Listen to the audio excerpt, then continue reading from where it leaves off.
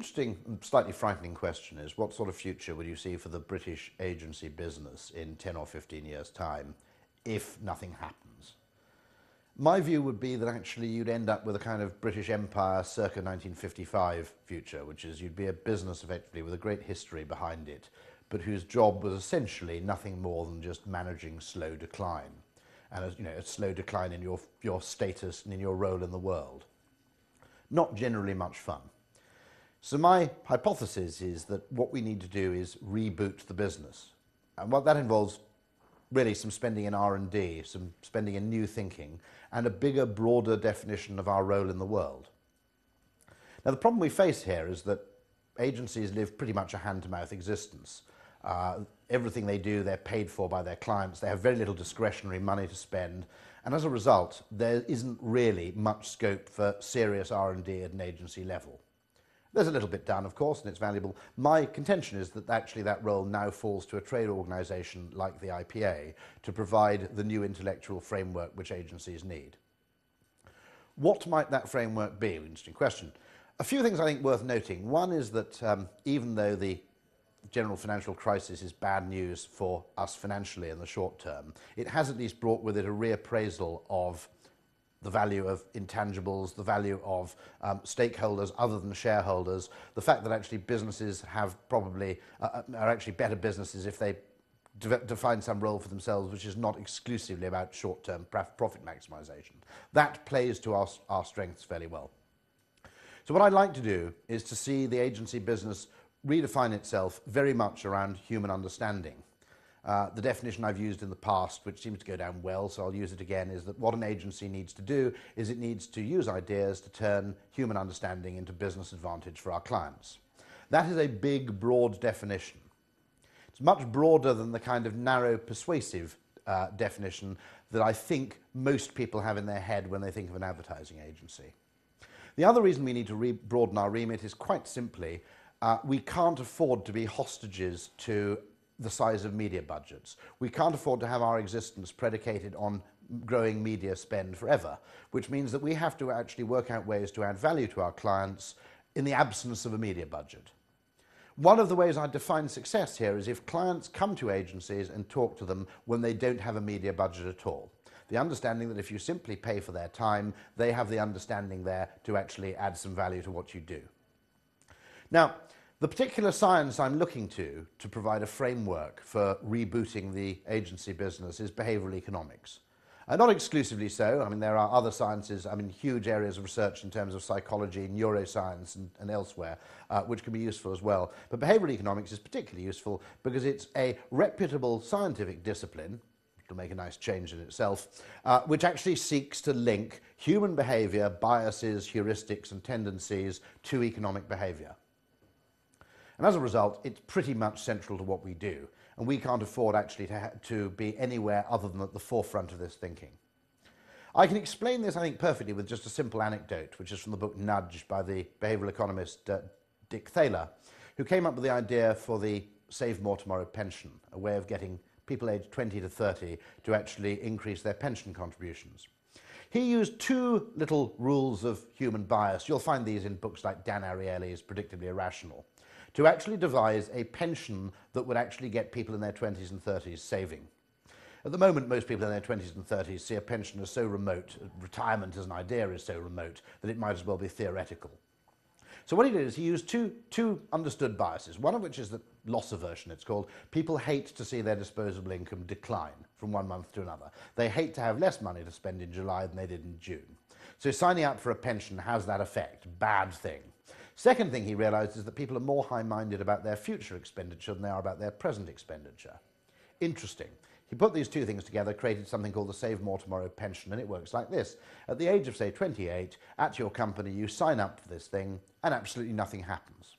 You don't pay a penny next month, you don't pay a penny in the month after, most likely. What happens is that every time you get a pay rise, a certain amount of your pay rise gets directed towards your pension pot. You'll never see your salary actually decline. It's merely that raises become proportionately less effective. And at the time of actually signing up, this probably won't affect you for 6 months to a year. Great. It's all about future intentions. The net effect of this is that people in their 20s and 30s had net pension contributions after 5 or so years which were 200% higher than before. What this is doing is turning brilliantly human understanding and an understanding of how people think and behave to the advantage of anybody who's trying to sell pensions. Now, the point about this story is it pains me that it was a Chicago University economist and not an advertising guy or an IPA member agency who came up with this idea.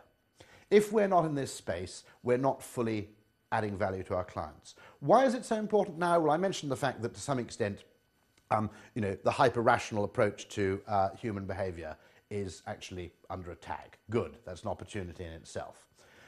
What's more important, I think, is 2 other changes in the advertising business, one of which is the nature of our clients. If you look at our client base in the 1950s or 60s, 2/3 of the budgets came from packaged goods, soap, powder, that kind of thing.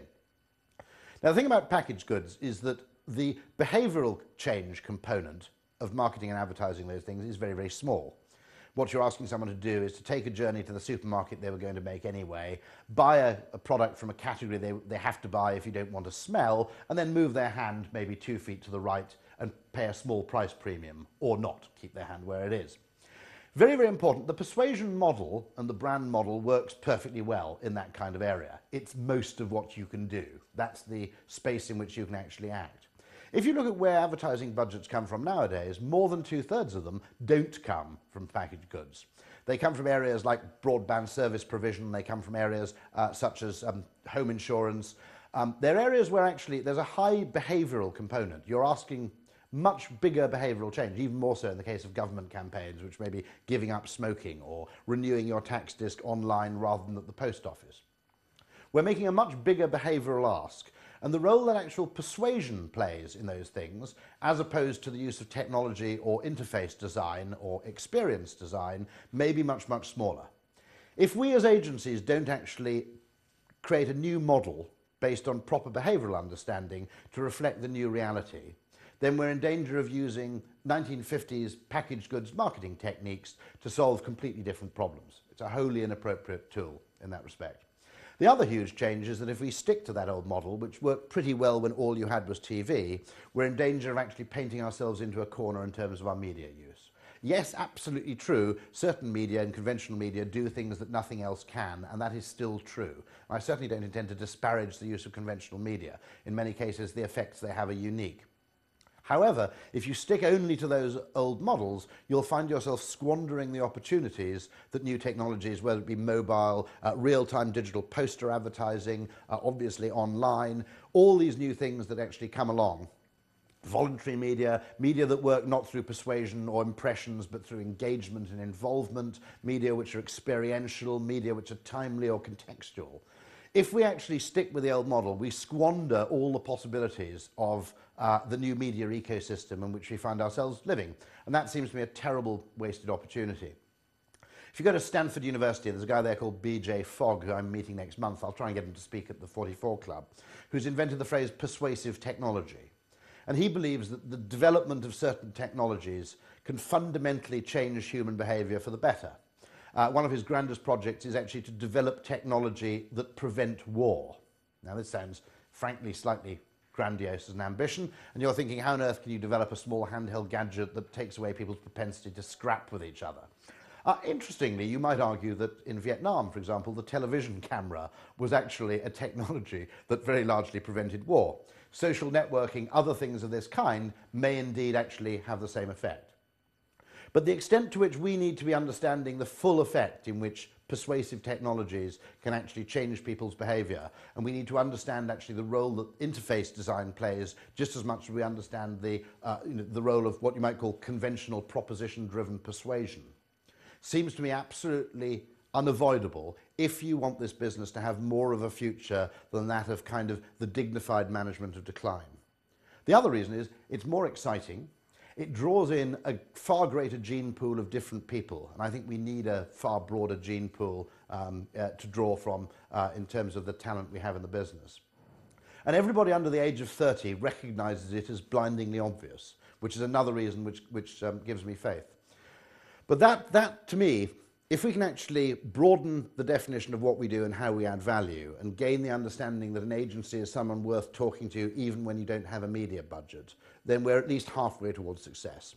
The other thing we have is we've aligned ourselves with a recognizable and credible scientific discipline which we can use to actually take on the pseudoscience of accountancy which dominates thinking in most of the organizations with which we deal. And my basic bet that good economics and behavioral economics can trump accountancy in terms of scientific credibility in a way that marketing language never did. Marketing language was very much like the language of astrology, very convincing if you believe in all that shit, but it makes you sound like a bullshitter to anybody outside.